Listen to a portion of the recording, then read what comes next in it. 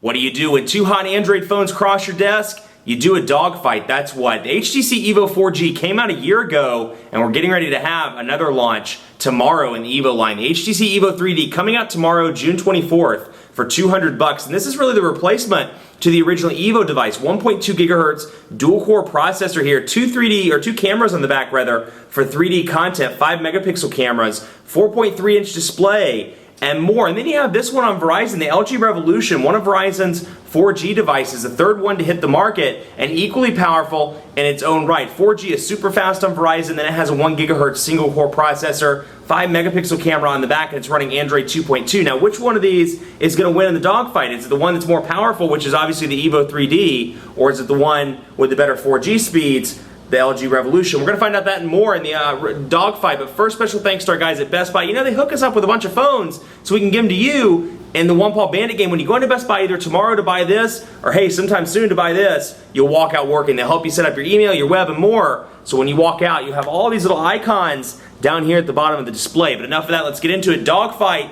HTC EVO 3D, LG Revolution. So these come with two different keyboard options here, which, you know, for somebody that text messages or emails on a regular basis, that's going to be something that's very, very important to you. Let me load up messages. I'll go to this one here, the 9000 one that Sprint sent. Now, first of all, if you're, and I hate to keep comparing this to other HTC devices because really this is a dogfight between these two, but I want to show you some of the changes if you're coming from an old HTC device like the EVO 4G or, you know, perhaps the an older one but not really old like the EVO Shift.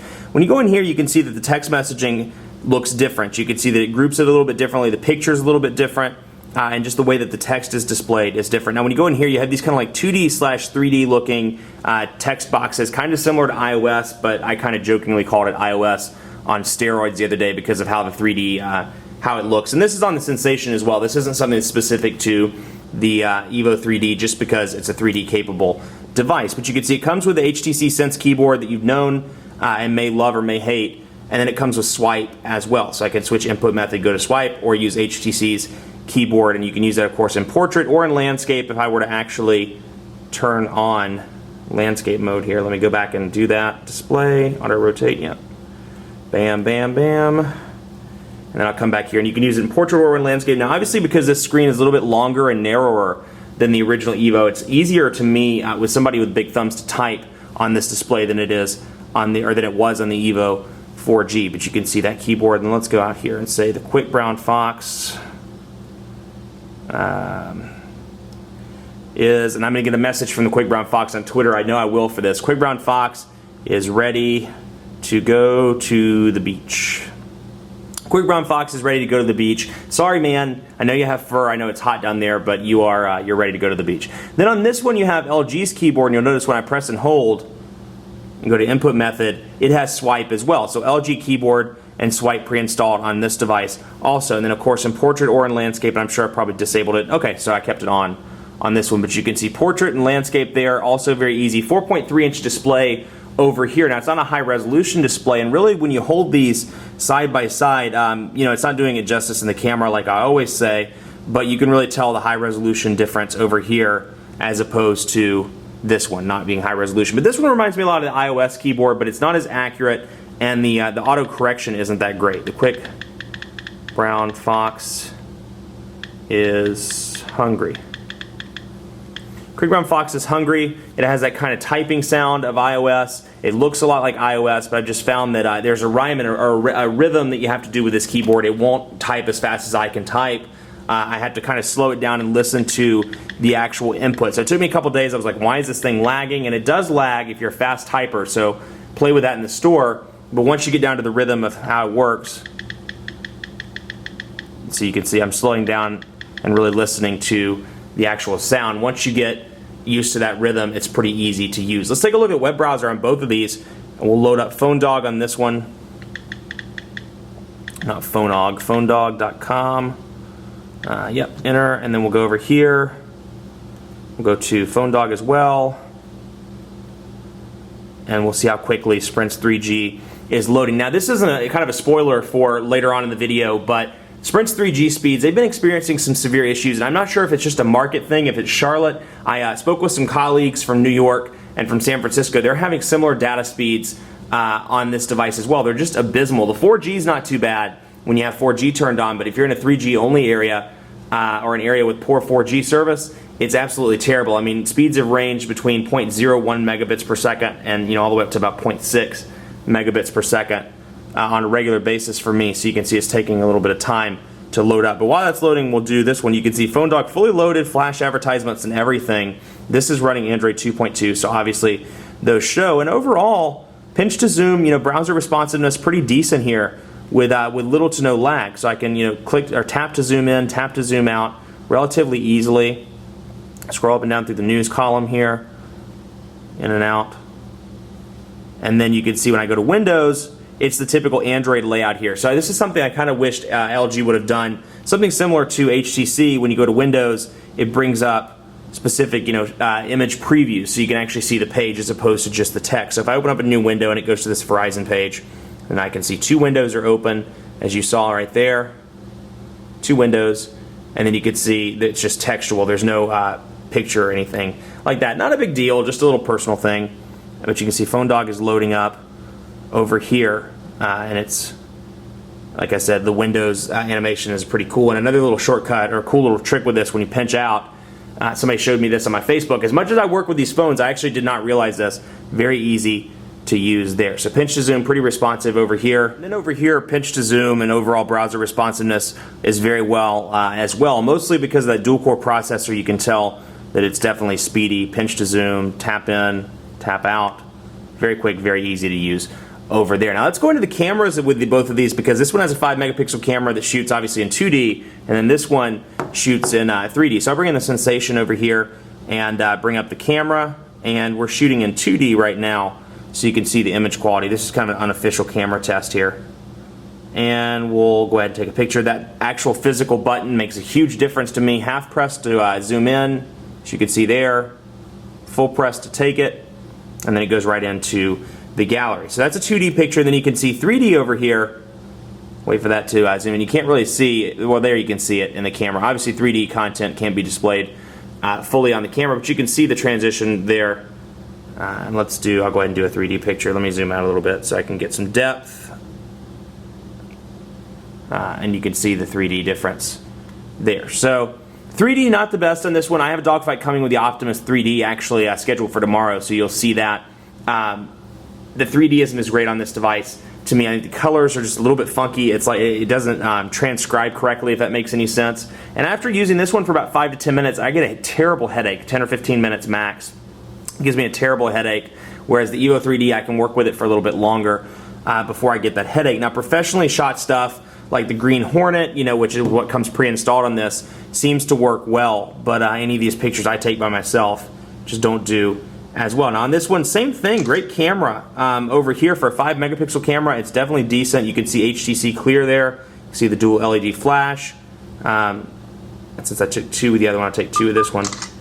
And you can just see in the camera department, it's a tough one. And this is, an unofficial test, obviously, because I'm just taking these pictures quickly. And let me go ahead and go back into camera. But, I have to give the overall camera test. Let me go back to the 2D picture so you can see here. There we go.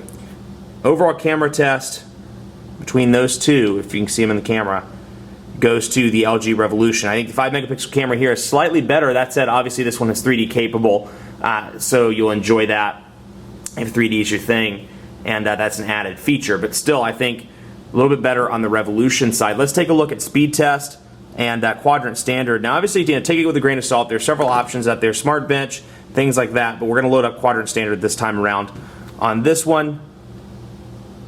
And let's see here, we'll load up quadrant standard. If there's another one, I always love to hear from you, because the wars are pretty extreme between the various speed test applications like Smart Bench and LinPack. If there's another one you'd rather see, I do listen to the comments. Let me know. I can't run all 3, that take too long. But quadrant standard, LinPack, Smart Bench, whichever one you like, let me know for sure. But anyway, call quality has been decent on both of these. Actually, pretty good on both of these. Reception's not bad over here. It's not the best phone by any means, and Verizon's stable in terms of overall radio performance, but it's definitely good. This one, call quality is good. Radio performance isn't the best to me. I took it to a spot where Sprint kind of struggles. Actually, my home office Sprint struggles, and the DBM reading for the radio is a little bit better on the Nexus S 4G than it is on the EVO 3D. And I find that the EVO 3D fluctuates a lot between 0 bars, 4 bars, 2 bars, 5 bars. You know, I mean, it continually fluctuates even when it's sitting in the same spot, whereas the Nexus S 4G tends to lock on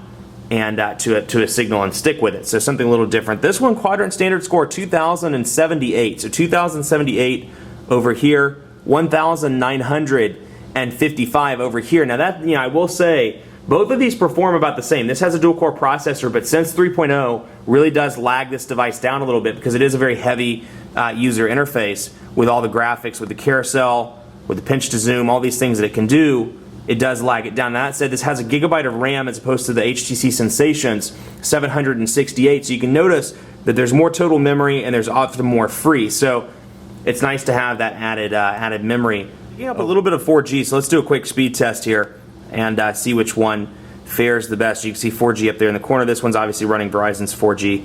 And let's get the server set up. Ba-bam. Ba-bam. For whatever reason, the Charlotte server went offline.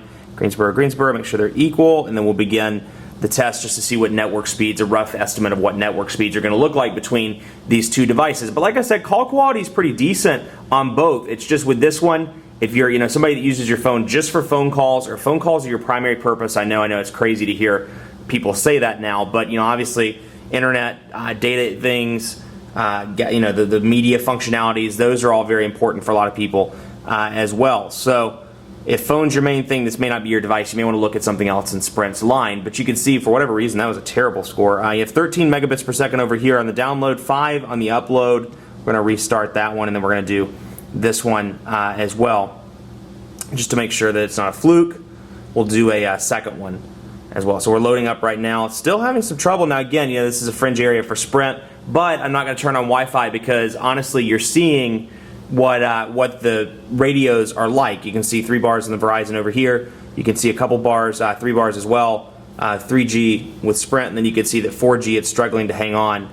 But those are roughly the 3G speeds I'm seeing as well. So if you're in a fringe area or a place where Sprint may or may not work so well, reception and in terms of data speeds are not going to be the greatest. But somebody has to be declared a winner in this dogfight, and the winner goes to the HTC EVO 3D just because it's the most feature-packed, dual-core processor toting, 3D capable, 2.5 megapixel cameras, Android 2.3 with Sense 3.0, so it's really up to date out of the box. Whereas when you buy this, Android 2.2, it's already been out, preceded by Android 2.3. This one, up to date, ready to go out of the box. Now, whether you use 3D or not, who really cares? I mean, you can get this device and you don't have to use 3D, the 3D functionality, but still, it's a great device. It's very up to date. It does have the occasional lag due to Sense 3.0 being pretty system resource heavy. And then obviously, like I said, if you're in an area where it's a Sprint dead spot, I took it to a dead spot a couple days ago, and it was so choppy I couldn't hear the caller. Whereas some of the others, like the Nexus S 4G, it's still choppy, but not as bad. So it's a little rocky there in the voice department, or in the reception department. Otherwise, an absolutely great device with a lot of media features that I think you'd be really happy with. And hey, you get all these cool Sprint programs as well. So just to recap before we go, 1,730 milliamp hour battery over here. I forgot to cover battery. So 1,730 milliamp hour battery. I can't make it through a day with this thing. Even not using 3D content, I can make it about 10 hours at max with moderate use before the device shuts down. So keep that in mind. 1,500 milliamp hour battery over here. This one as well, having trouble making it through the day, but this one takes for freaking ever to charge. I know that's kind of a stretch, but it takes a long time to charge. Just to give you an example, it was dead at 2 o'clock today, or no, I'm sorry, at 1:30 today. I plugged it in, and from 1:30 to 4 o'clock, it only charged to 80%. So something to keep in mind. It does take longer to charge. If you're somebody that travels a lot, lives off those 5 or 10 minute charges, this one's going to be the better one for you, the one that was declared the dogfight winner. Much more coverage to come on the EVO 3D and the LG Revolution on PhoneDog.com. Be sure to like us on Facebook, Facebook.com/PhoneDog. We're starting up a new giveaway soon, and I can't give away too many details, but I will say this. Galaxy Tab, anybody? Perhaps an Asus Transformer? Come check us out. Facebook.com/PhoneDog, and as always, follow me on Twitter. You think that this one should have won? You think the EVO 3D is an awesome device? You think there's something I should cover in the future dogfights? Let me know. PhoneDog_Aaron on Twitter and on Facebook at Facebook.com/PhoneDogAB. Thanks so much for watching. We'll see you next time.